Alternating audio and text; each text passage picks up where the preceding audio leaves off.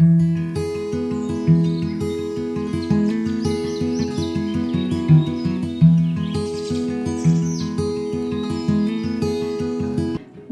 nga kabuntagon mga kapaglaom, ang atong hisgutan niining adlaw, Oktubre 27, mao ang atong morning devotional nga naguluhan, asa ang imo nga mga hunahuna.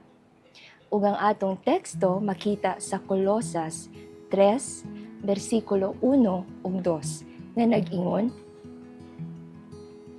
"Kuno galing gibanhaw man kamo uban kang Kristo, nan pangitaan ninyo ang mga butang nga anaa sa itaas, diin anaa si Kristo nagalingkod sa tuo sa Dios.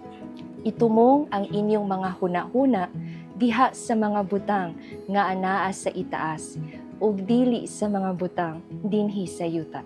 Colosas 3, versikulo 1 ug 2.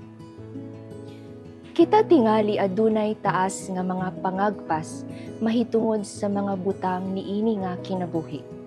Apan kita makasugat og kasagmuyo. Atong makita nga sila mahanaw. Apan ania ang usa ka panulundon nga dili madunot, dili mabuling, dili malawos, ginatipigan didto sa langit alang kaninyo. Unang Pedro 1, versikulo 4.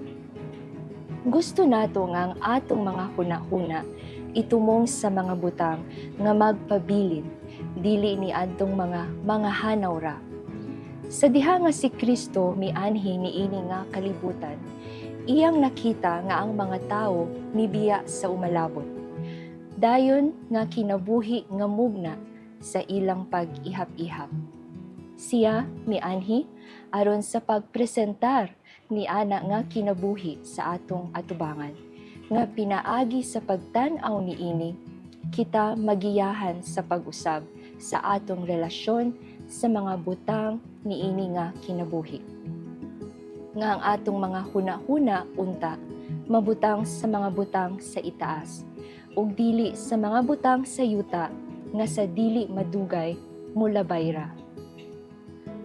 Ang lando nga gipahigayon ni Satanas nga manginlabot tali sa atong mga kalag ug sa Dios, nga gitinguha ni Kristo sa pagpabalik aron ang tinuuhan mahitungod sa Dios ug sa kahangturan mahimo nga tin-aw. Bisan tuod wala siya magtamay niini nga kalibutan, iyang gibutang kini sa hustong posisyon sa pagkamat-tinugyanon. Ugunya, iyang gibutang ang mga butang sa kahangturan diha sa ilang relatibo nga kahinungdanon sa atong atubangan, aron kita makapunting sa mata sa pagtuo diha sa dili makita. Ang mga butang sa temporaryong interes adunay gahom nga makapalinga sa mga hunahuna ug mga pagbati.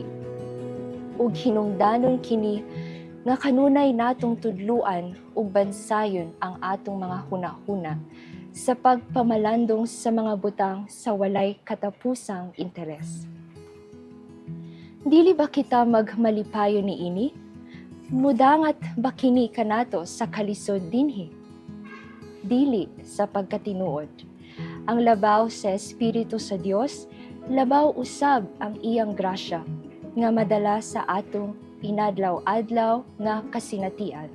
Mas gamay ang panagsumpaki, mas daghan ang kalipay nga atong maangkon, ug ang mas daghan ang atong ikahatag ngadto sa uban. Ang Dios wala nagdisenyo nga ang kahangturan mag-abog kanato ug dili mopahaom kanato alang sa mga katungdanan niini nga kinabuhi. Ug kini dili gayud mahitabo kun atong batasanon ang atong mga hunahuna sa pagpalandong sa mga tema sa kahangturan ug sa pagsagol niini sa atong mga katungdanan sa kinabuhi. Ang pagpamalandong sa walay katapusang mga kamatuoran dili makapahimo kanato nga dili takos alang sa mga buluhaton niini nga kinabuhi. ang tanang mapuslanong mga tinguha ug mga kalihukan sa kinabuhi. Ipahayag kanato nga gilibutan sa balaang balangaw sa saad. Magampo ta mga kapaglaom. Amahan namo nga ana sa mga langit, dalayigon ang imong ngalan. Salamat sa manindot nga mensahe ni ini nga buntag. Tabangi kami nga magahuna-huna kanunay kanimo ug sa mga butang nga langitnon aron makabaton kami sa kalipayng dayon. Sa ngalan ni Hesus Kristo. Amen.